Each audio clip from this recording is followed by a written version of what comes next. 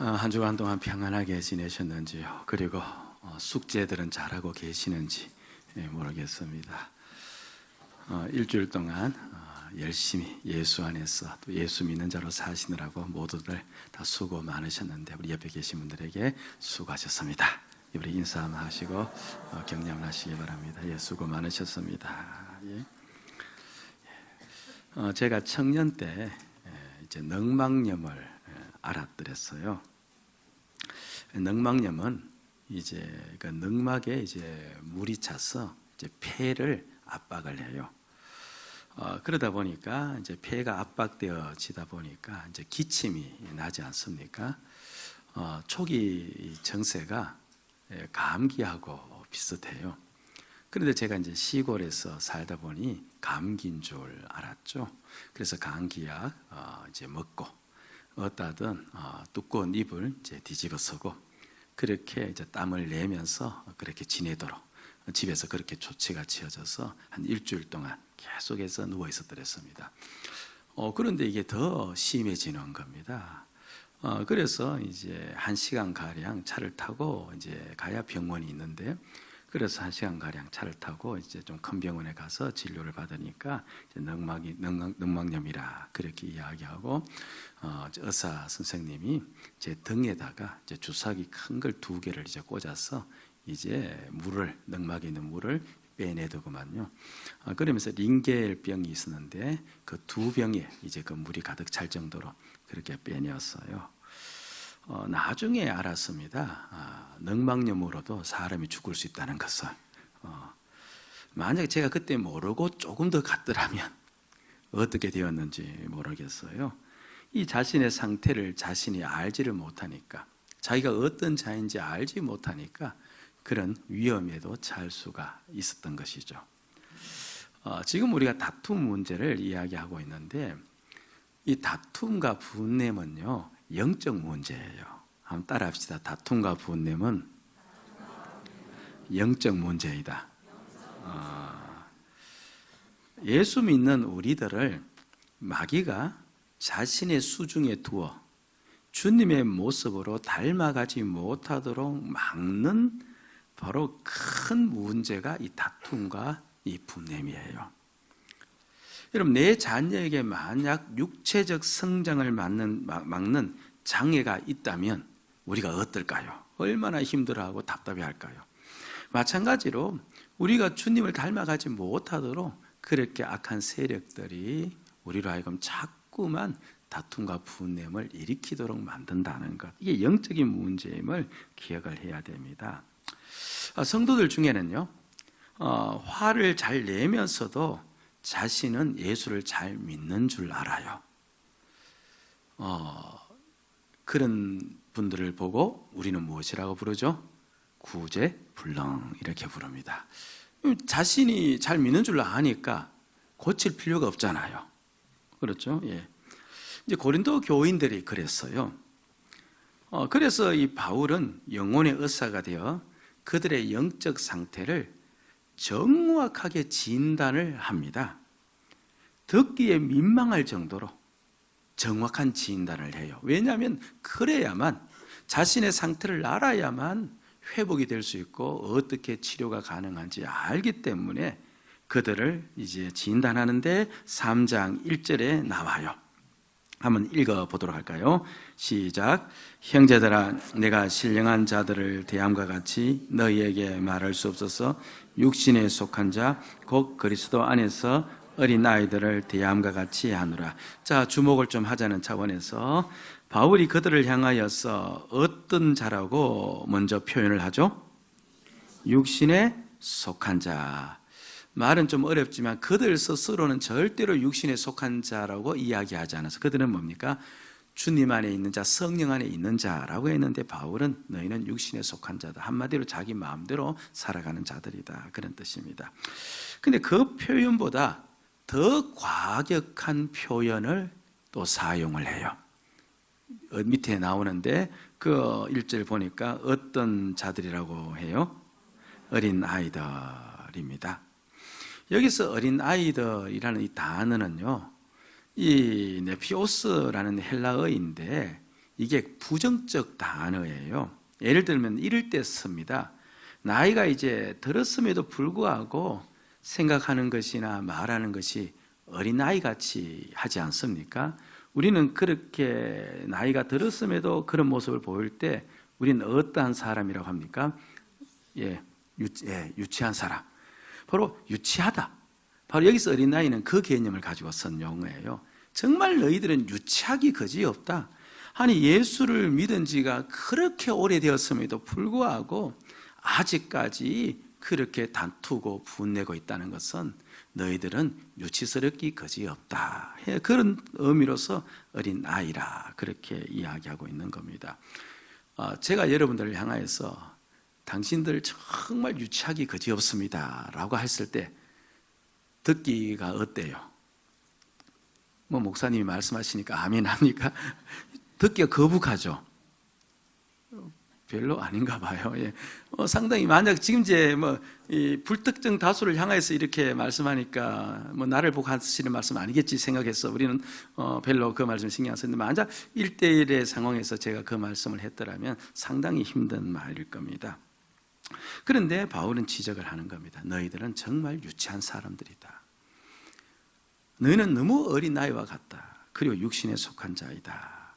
그러면서 진단을 내렸으면 왜 그런 진단을 내렸는지 이유를 이제 밝혀야 되겠죠. 이런 정세로 인해서 너희들은 그렇다라고 이제 이야기를 하니까 정세를 이제 밝혀야 되지 않겠습니까? 그래서 내가 너희들을 향하여서 유치하다라고 이야기하는 까닭이 있다 하면서 세 가지 그 정세, 까닭을 이야기를 해 주어요. 그럼 오늘 이 세 가지 바울이 말한 이 대목 속에 나도 들어가 있다면 나는 어떤 자예요? 유치한 자가 되어지는 거예요. 세 가지가 전부 다 들어가 있어야 되는 것도 아니에요. 한 가지만 들어가 있어도 나는 어린아이와 같다라고 그렇죠, 판단을 할 수가 있어요. 그래서 제가 세 가지를 설명하는데 자가 진단을 지금부터 하셔야 돼요. 옆에 분 진단할 필요가 있어요, 없어요? 이건 내 아내를 향해서 하는 말이다. 이거 아니에요. 자기 스스로 자신을 진단하면 됩니다. 첫째, 어린 아이 같은 자들, 유치한 자들, 젖만을 고집하고 밥을 먹지 않는다는 겁니다. 무슨 뜻인지는 잘 모르시겠죠. 2절 말씀 한번 보도록 하십시다. 같이 한번 크게 읽읍시다. 시작. 내가 너희를 젖으로 먹이고 밥으로 아니하였노니 이는 너희가 감당하지 못하였음이거니와 지금도 못하리라. 설명을 하자면 이렇습니다. 이제 이유식을 하려고 이제 엄마가 아기에게 젖을 물리지 않습니다. 근데 아이는 이제 배가 고플 것 아닙니까? 그래서 울다가 보채다가 엄마가 그래도 주지 않으면 결국 이제 항복해서 이유식을 이제 한 숟가락 입에 댈 수도 있겠죠. 근데 아이가 고집이 너무 강해서 절대로 먹으려고 하지 않는 겁니다. 그런데 하루가 지나도 이틀이 지나도 안 먹고 때를 쓰면서 아이가 그냥 새파랗게 질리는 거예요. 그러면 누가 지는 거예요? 엄마가 지죠. 그러면 애가 지금 먹지 못하고 새파랗게 질려가는데 그럼 당장 어떻게 합니까? 젖을 물리고 나중에 이유식을 시도해 봐야 되겠다라고 하고 한 발 양보할 겁니다. 이제 고린도 교인이 그렇다는 거예요. 바울은 그들에게 무엇을 먹이기를 원했던 겁니까? 밥을 먹이기를 원했는데 이들은 한 사코 무엇만 먹겠대요? 젖만 먹겠다는 겁니다. 밥을 절대로 먹지 않으려고 아예 작정을 하고 그렇게 덤벼드는 겁니다. 그럼 여기서 젖이란 게 뭐며 밥이란 게 뭐냐 하면 이제 앞부분에 나오는 내용들을 이제 이해를 하셔야 돼요. 이들이 계속 자랑하는 게 하나가 있었습니다. 한 2, 3주 전에는 이야기했지만 지난주에는 말씀하지 않았네요. 계속 자랑하는 건 무엇을 자랑한다고 했습니까? 그렇죠. 말의 지혜를 자랑한 겁니다. 그들이 살고 있는 위치가 철학적 사고가 깊은 지역이라서 말을 어떻게든 아름답게 꾸며서 설득력 있게 하는 그 말들, 그것을 상당히 자랑스럽게 여기고 또 그렇게 말하기를 원하였고 또 그렇게 말하는 사람을 대단히 그렇죠, 높게 여겼고 이런 말의 지혜를 자랑했습니다. 그런데 하나님께서는 진정 너희들이 자랑해야 될 것은 너희들의 그 말의 지혜가 아니다. 정말 지혜가 있는데 지혜는 하나님의 지혜다. 하나님의 지혜가 뭐냐니까 바로 십자가다. 그 십자가를 너희들이 정말 자랑해야 된다. 그 이야기를 앞부분에서 했어요. 그러니까 하나님께서는 너희들이 십자가를 자랑해야 된다. 한마디로 십자가를 좀 받아들였으면 좋겠다. 이렇게 이야기하는데 그들은 한사코 말의 지혜만을 자랑하려고 하는 거예요. 그 무엇을 받아들이지 않는 거예요? 무엇을 받아들이잖아요? 십자가를 받아들이지 않는 겁니다. 물론 예수님께서 날 대신해서 돌아가심으로 말미암아 내가 구원받았다. 그건 받아들여요. 그런데 십자가의 더 깊은 의미는 우리가 누누이 말씀드렸다시피 내가 누구와 함께 죽었음을 인정하는 거예요. 주님과 함께 죽었음을. 그리고 부활하신 예수님께서 나의 누가 되심을, 주님이 되심을 인정하는 게 십자가를 받아들이는 것 아닙니까? 여러분, 자기의 죽음을 받아들인다는 것은요, 자기 기준으로 사는 자기가 죽었다는 것을 인정하는 거예요. 그럼 자기 기준으로 사는 자기는 죽었으니까 누구 기준으로 살기로 작정한 거예요? 오직 예수 그리스도의 기준으로 살기로 작정한 겁니다. 이게 왜 밥이라고 이야기하느냐 하면요, 사실 이제 오늘 이 시간 자기 자신을 냉정하게 바라보아야 되는데 어떻습니까? 나는 정말 내 기준은 전부 다 없어지고 오직 주님 기준으로 살겠습니다 라고 고백을 지금 하고 있습니까? 아니면 그거는 알기는 아는데 마음 깊은 곳에서부터 고백은 하지 않고 그냥 아는 것처럼 넘어갑니까? 어때요? 자기를 한번 정확히 보시기를 바랍니다. 나는 죽었습니다. 사실 이게 맞거든요. 나는 죽었다. 내 기준대로 사는 나는 죽었습니다. 그러니까 나에게는 기준이 있다 없다? 기준이 없는 거예요. 오직 나의 기준은 누구밖에 없는 겁니까? 우리 주님밖에 없습니다. 그래서 주님의 말씀이 내 기준이 되어지는 것이죠. 그걸 내가 받아들이는 것, 이게 이제 밥에 해당되어지는 거예요. 그런데 당장에 맨정신으로 받아들이려고 하면은 그 다음부터 펼쳐질 일들이 연상이 되는 겁니다. 그러면 내가 그렇게 받아들이면 오늘 이 시간 제가 여러분들이 하시는 이 모든 말씀대로 여러분들은 어떻게 해야 돼요? 살아야 되는 거예요. 주님을 기준으로 삼았으니까. 그리고 모든 성경 말씀대로 다 살아내야 되는 겁니다. 그런데 그 뒤를 다 생각해 보니까 이 받아들였다가는 큰일 날 수가 있는 거거든요. 그래서 무의식 가운데서 은연중에 아는 것을 믿는 것으로 착각해서 그 정도에서 끝을 내버려요. 그리고 그 사실을 안 받아들이는 겁니다. 정말 자신에게 물어보셔야 돼요. 예수 믿습니까? 이렇게 했을 때 예, 믿습니다. 이 말의 깊은 의미는 그러면 자기가 죽었음, 자기 기준이 없는 자임을 자기 스스로 인정합니까? 이 말씀이에요. 어때요?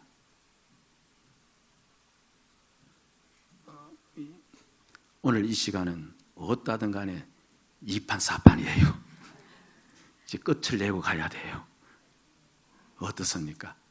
나는 그런 자로, 물론 인정한다고 해서 그렇게 그렇죠 완전히 살 수는 없어. 우리가 육신을 가졌기 때문에 넘어지고 깨어지고 또 반복되어지는 삶이 있을지라도 적어도 내 마음 속에서부터 진정 그 고백이 일어나고 있느냐는 그예요. 예. 만약에 그것이 내 심령에서부터 진정 일어나지 않고 있다면 나는 지금 무엇만 먹기로 작정한 겁니까? 젖만 먹기로. 그냥 내 기준대로 살아가기로 작정한 겁니다. 예수 믿고 내 구원받았다. 그건 받아들이는 거예요. 그러나 더 이상은 안 받아들이는 겁니다. 지금 그렇다면 그분은 어떤 단계에 있다는 거예요? 어린 아이. 조금 더 심한 말로 하면 그렇죠. 유치한 삶을 살고 있는 거예요. 본인은 전혀 그렇게 생각하지 않죠. 본인은 뭐 잘 살고 있고, 그렇죠. 본인은 올바르게 살고 있다라고 여기는데, 그런데 하나님의 시각 속에는 그렇게 오래 믿었으면서도 아직까지 어린아이와 같은 그런 유치한 삶을 살고 있는 겁니다. 예. 그 다음 또 한 가지 특징이 있어요. 여기 말씀 보면, 그렇죠. 예. 3장 2절, 3장 3절 말씀을 같이 읽도록 하십시다. 시작. 너희는 아직도 육신에 속한 자로다. 너희 가운데 시기와 분쟁이 있으니 어찌 육신에 속하여 남이 아니려. 육신에 속한 자들에게 나타난 또 하나의 정세는 그들에게 무엇이 있다는 거예요? 시기와 다툼이 있다는 겁니다. 사랑은 성경에서는 언제나 한결같이 이야기하기를 상대방을 위해서 자신을 내어주는 거예요. 그러니까 자신이 죽는 것을 성경에서는 무엇이라 이야기해요? 사랑이라고 합니다. 요사이 이제 가끔 결혼하시는 분들이 그런 단어를 많이 써요. 우리 예쁜 사랑할게요. 뭐 말은 되게 예쁘기는 예쁜데 예쁜 사랑이 어떤 것인지는 잘 감이 안 잡혀요. 그런데 정말 예수 안에서 예쁜 사랑이란 무엇이냐니까 상대방을 향해서 내가 무엇하는 것? 죽는 것입니다. 그러니까 아내의 말 한마디, 그 행동 하나, 남편의 말 한마디, 행동 하나에 내가 무언가 발끈하여 일어서면은 나는 예쁜 사랑하는 게 아니에요. 그냥 저렇게 말하더라도 아이고 나는 죽었습니다 하면서 자기가 죽고 자기를 내어주는 그 사람이 그렇죠, 성경상으로는 예쁜 사랑을 하고 있는 겁니다. 어떻게 가정 안에서 예쁜 사랑하고 계시는지요? 다들? 예? 참 희한해요. 우리가 부부싸움 하기 위해서 결혼한 것도 아닌데 왜 그렇게 많이 다투는지 모르겠어요. 자식들에게 화내려고 부모 된 것도 아닌데 왜 그렇게 자식들에게 화를 많이 내는지 모르겠어요. 교회에서 다투려고 직분 얻은 것도 아닌데 왜 그렇게 또 교회 안에서 직분 얻고 난 다음에도 왜 그렇게 다투는지 모르겠습니다. 너무 쉽게 분노하는 거예요. 한마디로 우리에게 무엇이 없는 겁니까? 자기를 내어주는 사랑이 없는 겁니다. 이 모든 것이 자기가 어떤 자임을 드러내는 거예요? 대답 좀 해보시죠. 어떤 자임을 드러내는 거예요? 유치한 자임을, 어린 나이임을, 육신에 속한 자임을 드러내는 겁니다. 목사님이 또 아이를 키워봐서 아는데 아이에게 화 안 내고 어떻게 양육합니까? 사실 아이에게 화 안 내고 양육하는 거 가능해요? 하지 않아요? 그냥 우리의 현실을 가지고 이야기해 봅시다. 가능해요? 가능하지 않아요? 오늘 아침에도 화 내고 왔어요? 안 내고 왔어요? 예. 아이에게 화 안 내고 양육하는 것, 이거 한편으로 불가능한 것 같아요. 그죠? 제가 이제 소책자를 하나 봤는데요.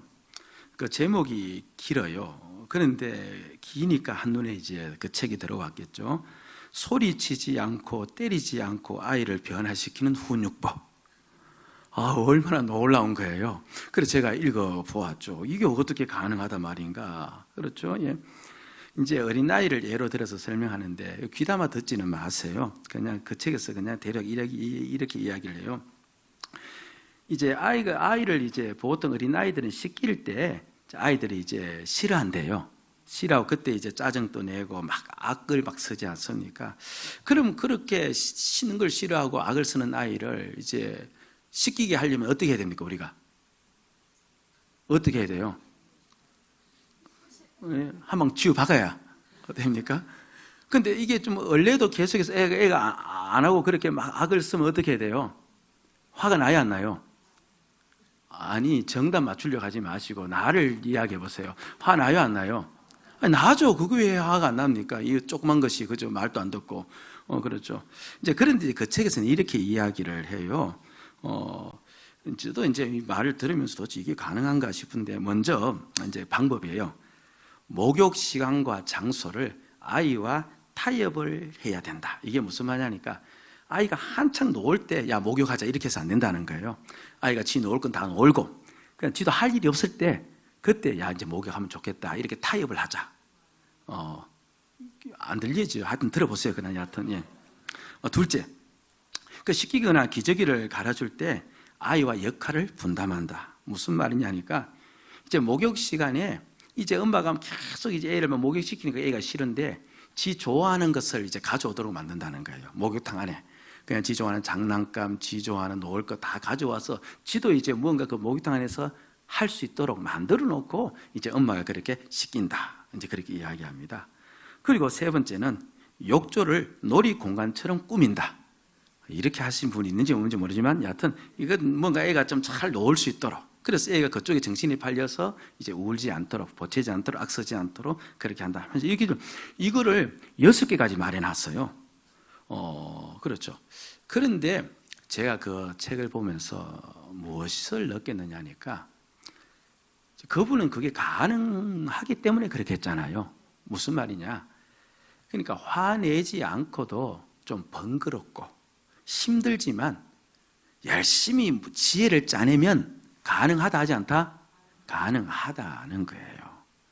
우리가 아이에게 화를 내지 않고, 그렇죠, 아이를 가르칠 수 있는 방법이 있어요. 우리에게 사실은 무엇이 없기 때문에 자꾸 화를 내요? 지혜가 없어 그런 거예요. 그래서 우리 보고 무엇 하라는 겁니까? 기도하라는 거잖아요. 하나님이 키울 수 있도록, 나는 기도도 하지 않고 하나님이 키워주시오 이건 아니잖아. 하나님이 키울 수 있도록 기도해라. 하나님께 늘 지혜를 구하라. 그럼 하나님의 지혜를 가지고 너희들이 살면 되지 않느냐? 그러니까 얼마든지 우리가 하나님의 능력으로 살 수가 있는데 자꾸 누구 능력으로, 우리 능력, 우리 힘으로 모든 걸 다 하려고 하니까 거기에서 아이들한테 그렇게 화를 낸다, 그렇게 이야기를 해요. 목사님은 아이한테 화내는 건 사랑의 화이니까 부부간의 화하고 종류가 다르지 않습니까? 그만 선처를 좀 해주시죠. 똑같아요, 종류는. 그래서 내가 지금 얕은 화를 많이 내고, 그렇죠, 다툼이 많이 일어나면 나는 지금 어떤 상태에 와 있다? 어떤 상태이다? 그렇죠. 나는 좀 유치한 삶을 살고 있다. 그렇게 자기 자신을 받아들여야 돼요. 이건 회사도 마찬가지고요. 그 다음에 또 한 가지 특징을 이제 이야기하는데, 여기 4절에 나와 있습니다. 같이 읽읍시다. 시작. 어떤 이는 말하되 나는 바울에게라 하고 다른 이는 나는 아볼레에게라 하니 너희가 육의 사람이 아니리요. 이 사람을 따라 행할 때 그 사람은 유치한 신앙을 가진 사람이다는 겁니다. 그러니까 지금 이들은요, 그들 기준으로 자신에게 맞는 사람을 골라요. 나는 아볼로가 내 체질에 맞다, 바울이 내 지식적 형태에 맞다. 그래서 골라서 자기가 그 사람 편이라고 이야기하고, 그리고 다른 사람을 따르는 그 사람들을 어떻게 합니까? 공격을 하고 판단을 하면서 그들 간에 다툼이 일어나고 있는 겁니다. 이렇게 사람을 따라서 행하고 있는 그들에게 주님이 이제 이야기를 해주고 있어요. 그게 바로 5절의 말씀인데, 다시 한번 크게 읽으면서 좀 말씀에 집중했으면 좋을 것 같아요. 시작. 그런 자가 아볼로는 무엇이며 바울은 무엇이냐? 주신 대로 너희로 하여금 믿게 한 사역자냐. 아볼로가 무엇이고 바울이 무엇냐? 너희들이 이 사람이 더 좋다, 저 사람이 더 좋다, 그 사람에 따라서 행하고 있는데 그 사람들이란 것은 다른 사람들이 아니다. 여기 5절 말씀 끝부분을 보니까 그들은 다 누구라는 거예요? 사역자들. 저기다가 볼펜을 가지고 표시를 해두시면 좋아요. 지금 종들이다는 그 말을 우리말로 사역자라고 번역을 해놓은 거예요. 그들 모두는 누구다? 하나님의 종, 주님의 종들이다. 그런 이야기를 합니다. 그러니까 그들이요, 바울이 그들에게 와서 복음을 전하고 아볼로가 그들에게 와서 열심히 가르친 까닭은 그들은 누가 보냈기 때문에, 그의 주인 되신 주님이 보냈기 때문에, 그냥 주님의 종으로서 자신의 역할이 그것이기 때문에 그렇게 했다는 겁니다. 잘 봐라 이 말이에요. 주님이 보내서 너희들에게 와서 가르치지 않고, 그들은 자신의 그냥 그 맡겨진 일을 감당했다. 주님이 보내서 왔다. 누가 더 중요한 거예요? 보냄을 받아서 온 자가 중요해요? 보낸 자가 중요해요?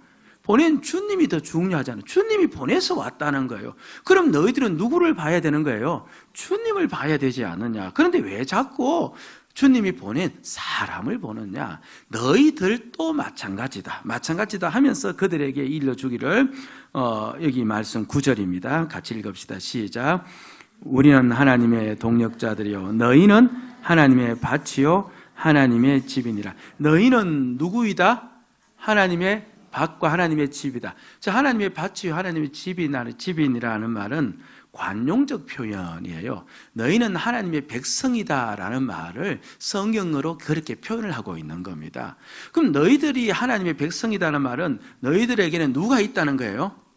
너희를 다스리는 왕이 있고 너희를 다스리는 주인이 있다. 너희들 또한 종이지 않느냐. 종이지 않느냐.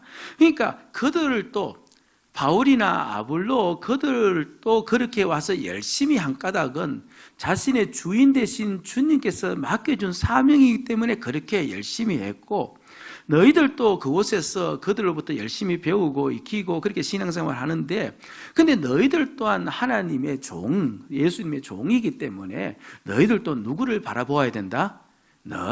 너희들도 주님을 바라보아야 된다. 사람을 바라보아서는 절대로 안 된다. 그 이야기를 하고 있습니다. 자, 보세요. 오늘 우리가 대부분 이제 분노를 많이 내는데요, 다 누구 때문이에요? 자, 우리 옆에 있는 분들만 보면서 당신 때문이다.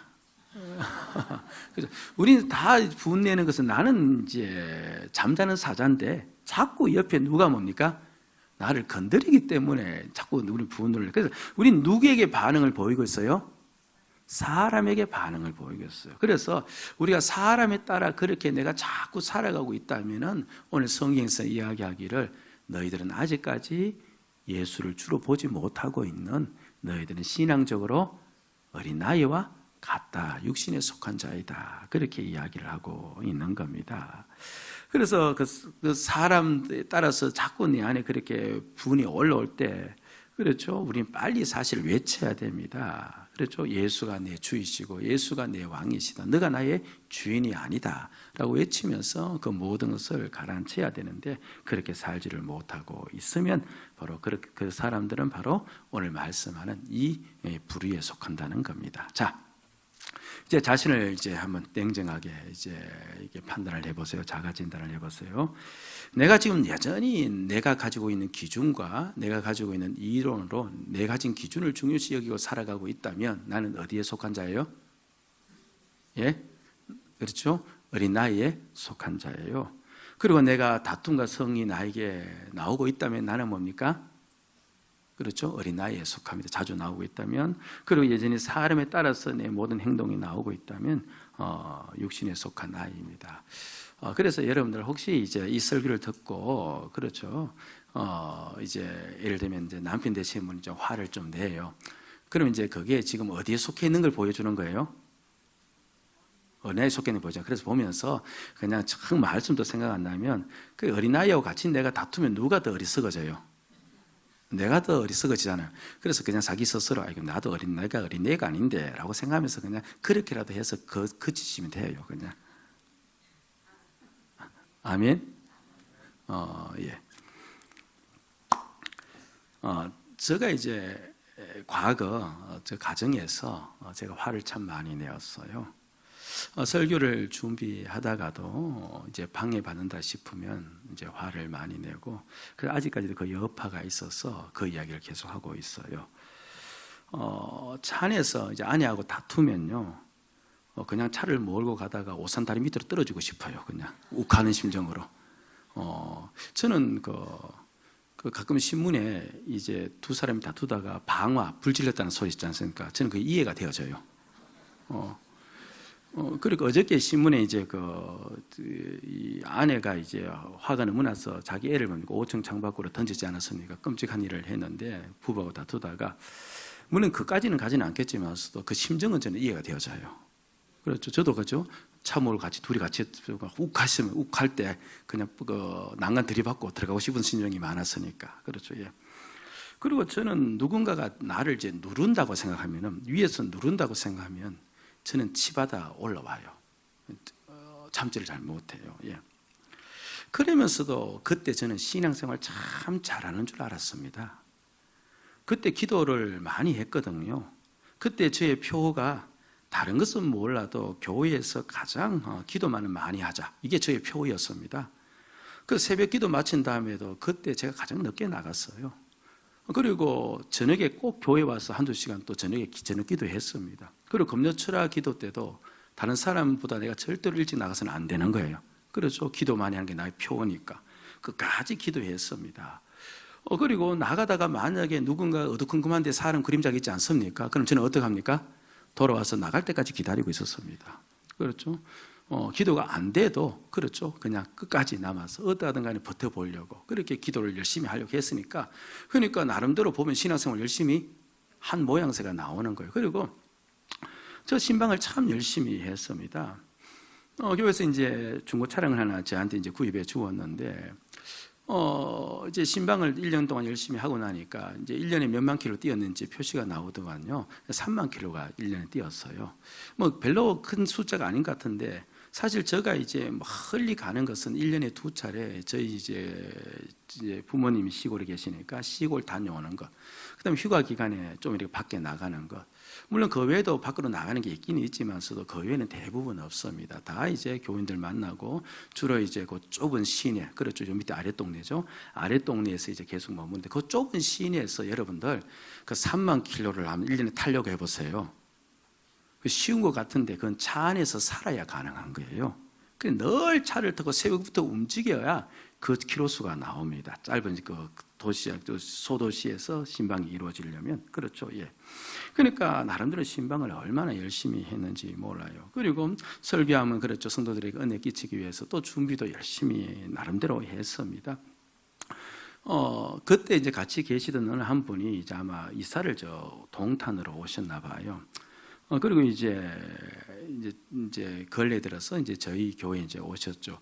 저는 그분을 잘 몰랐어요. 근데 그분이 저에게 그렇게 이야기를 해요. 아이고, 목사님, 그때 설교가 너무 은혜로웠습니다. 그렇게 이야기를 해요. 뭐 별로 동의하지 않으신가 보죠. 예. 여하튼 그분은 그렇게 이야기를 했어요. 그러니까 설교를 잘하더라, 그런 말을 했습니다. 그러니까 나름대로 이제 설교 준비도 열심히 이제 한 것이죠. 그러니까 나름대로 신앙생활을 열심히 했어요. 그러니까 제가 예수를 잘 섬기는 줄 알았지 제가 예수를 안 섬기는 줄은 저는 몰랐습니다. 잘 섬기는 줄 알았습니다. 예수를 잘 믿는 줄 알았어요.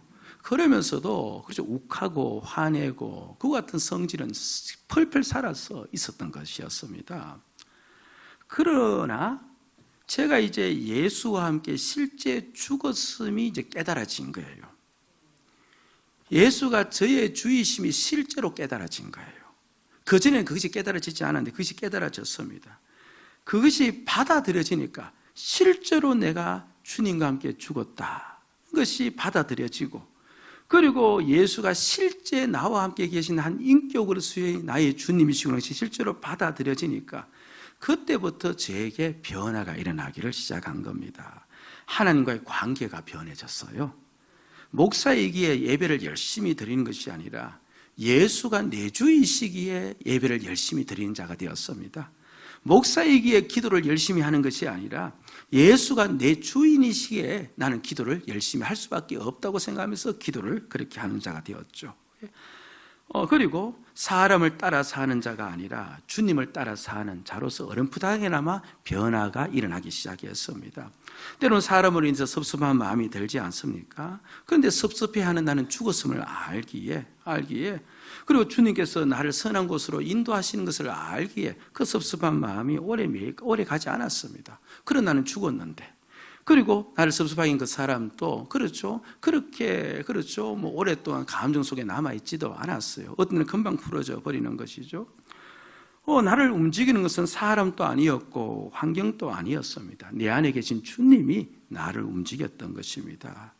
그리고 실제로 십자가의 능력을 체험하고 있는 겁니다. 화가 날 때, 날 수 있겠죠. 분노가 일어날 때, 이런 나는 죽었습니다 라고 고백하고, 그 순간 주님을 물끄러미 바라보면 비록 찰나의 짧은 시간이지만서도 내 안에서 내가 죽음이 나타나고, 그리고 그 분노가 가라앉혀지고 화를 내지 않는 나를 발견합니다. 십자가의 능력이 그대로 전달되어진 것이죠. 그렇죠. 오히려 주님의 뜻에 반하여서 내 안에 다툼이 일어나고 분노가 나타나면 오히려 그게 더 나에게 분노가 나는 겁니다. 아직까지 예수 믿는데, 이렇게 예수 믿고 오래되었는데, 예수를 내 주로 삼고 산 지가 이렇게 많은 세월 되었는데 아직까지 분노가 내게 일어나고 있는 그 모습을 보면서 내 안에 분노가 일어난 겁니다. 내가 왜 아직까지 이렇게밖에 못 사나, 이렇게까지 되지 못했는가, 그런 일이 나에게 일어나기 시작한 겁니다. 한때 저는 병 고치는 능력으로 교회를 부흥시키기를 원했습니다. 능력 있는 종이 되기를 원했던 겁니다. 병만 고쳐지면 사람들이 구름대처럼 몰려들 거 아니에요. 그러니까 얼마나 좋아요. 한번 병 고치면 그런 일을. 그런데 마침 또 그것을 또 기도할 수 있는 제 동기가 있는 것이 저희 할아버지께서 이제 권찰이셨는데 그 주변에 그 최근찰 하면 알아주는 분이었어요. 온 동네, 그렇죠, 지역을 다 다니면서 기도하신 할아버지였고 그분을 통해서 많은 병 고침의 능력이 나타났거든요.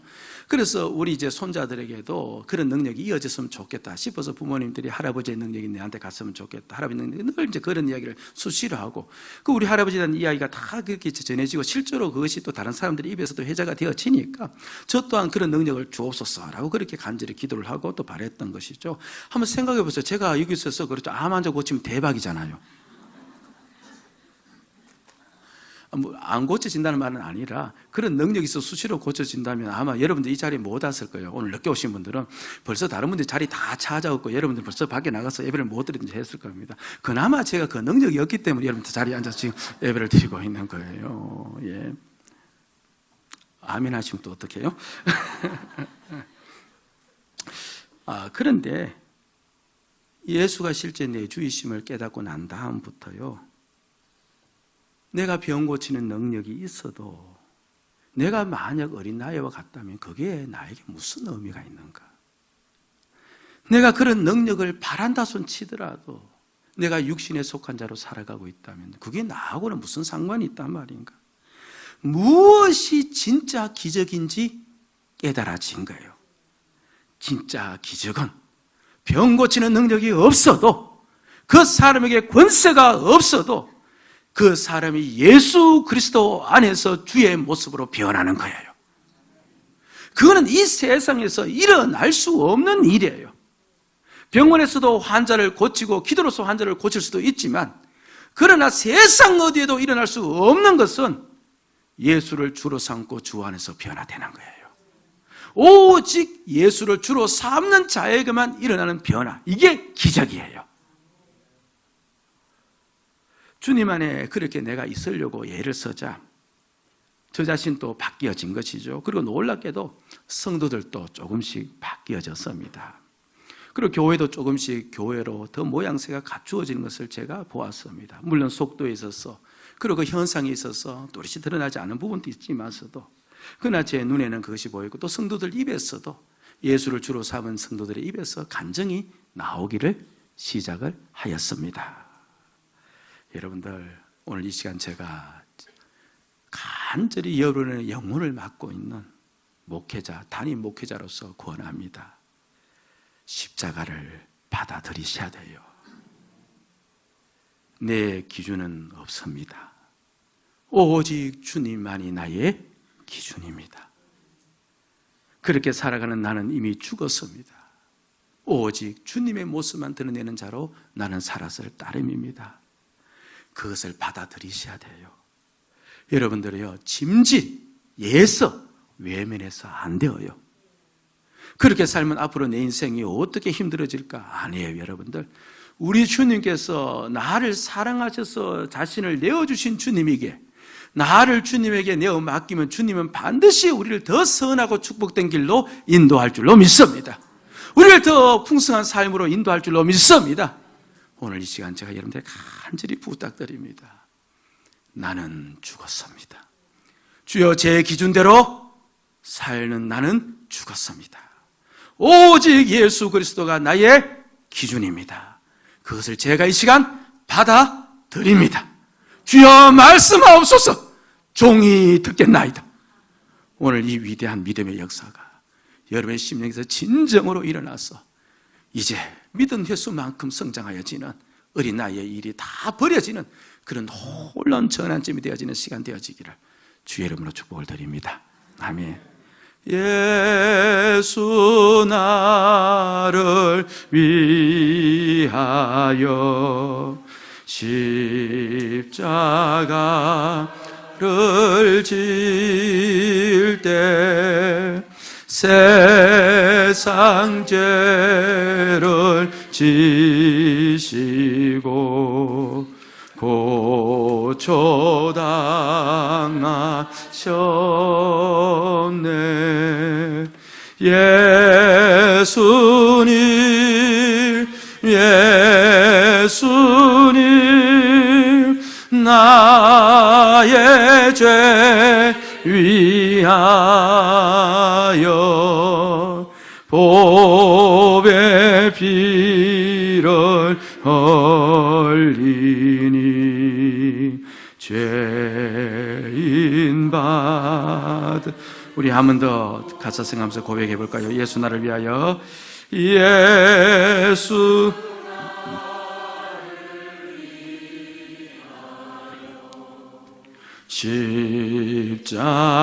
십자가를 질 때 세상 죄를 지시고 고초당하셨네.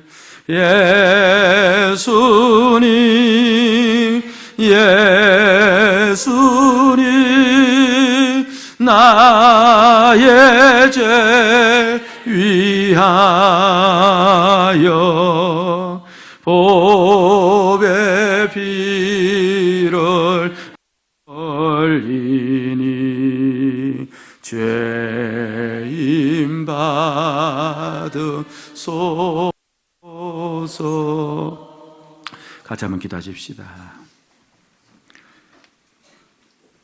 정말 자신을 바라보아야 됩니다. 내가 정말 예수 십자가를 받아들이고 있는가?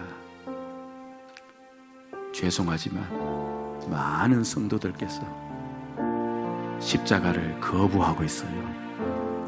예수님 날 구원해 주신 것을 믿겠습니다. 예수님 날 대신해서 돌아가신 것은 내가 믿겠습니다. 그러나 내가 죽은 것, 예수가 내 주가 되시는 것을 나는 받아들이지 못하겠습니다. 무엇이 가운데 짐짓에서 외면하는 그런 모습의 신앙인들이 참 많이 있어요. 여러분, 그거 예수를 온전히 믿는 것 아니에요. 이 시간 심령 깊숙한 곳에서부터 믿음의 고백을 한번 해보시기 바랍니다. 분명 예수님이 날 위해 죽었으니 나 죽었습니다. 내 기준으로 사는 나는 죽었습니다. 나에게는 기준이 없습니다. 오직 예수 그리스도만이 나의 기준이 됨을 믿습니다. 그 기준을 받아들입니다. 주님의 기준을 내가 받아들입니다. 같이 한번 기도하는 시간 갖겠습니다.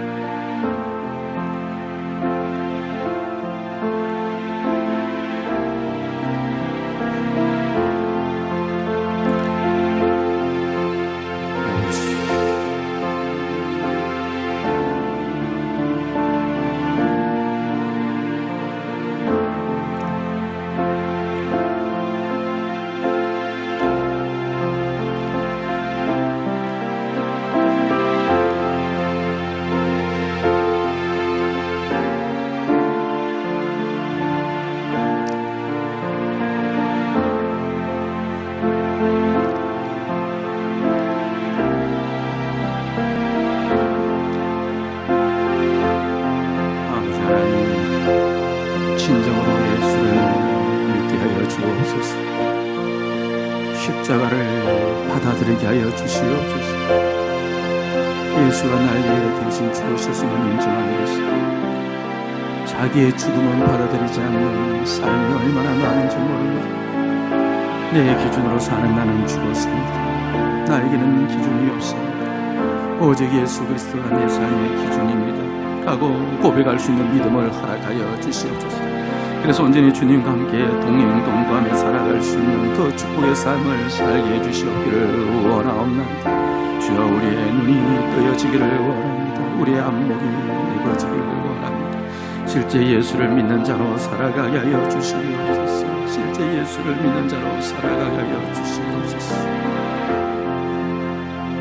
아버지 하나님, 이 시간 성령께서 우리 가운데 역사해 주어서 오늘 전한 이 말씀이 나에게 믿겨지는 은혜가 있게 하여 주시옵소서.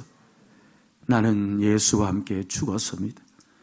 그때 내 기준으로 사는 내가 죽었기에 나에게는 기준이 없고 오직 예수 그리스도가 나의 기준이 됨을 믿습니다. 아버지 하나님, 외면하지 말게 하여 주시옵소서. 아버지 하나님, 이 사실을 그대로 받아들여 이제부터 주님과 함께 동행하며 살아가는 구원의 즐거움을 회복시켜 주시옵소서. 이제 주님과 함께 내 삶을 만들어가는 놀라운 은혜의 삶을 살게 하여 주시옵소서. 오랫동안 믿었습니다. 수십 년을 믿었습니다. 이제는 어린 나이의 일을 버려야 될 때가 되었는데 아직까지 우리에게 어린 나이와 같은 삶이 얼마나 많이 나오는지 모릅니다. 이 시간 은혜를 베풀어 주셔서 다 버릴 수 있도록 도와주옵소서. 역사해 줄 줄로 믿사옵고 예수님 이름으로 기도드리옵나이다. 아멘.